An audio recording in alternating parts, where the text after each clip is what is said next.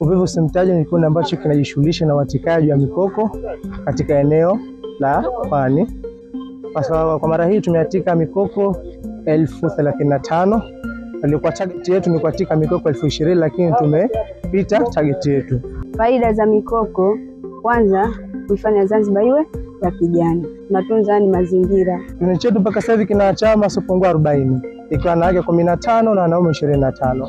Unapopanda mikoko maana yake wanapokuja watalii wakaona sehemu kama bahari, sehemu za fuko za bahari ziko safi, kuna miti, hewa safi, basi inapelekea wao kuvutiwa. Tunategemea kwa miche hii baada ya kukua kufanya biashara, na mche mmoja una thamani 1,500 mpaka 2,000.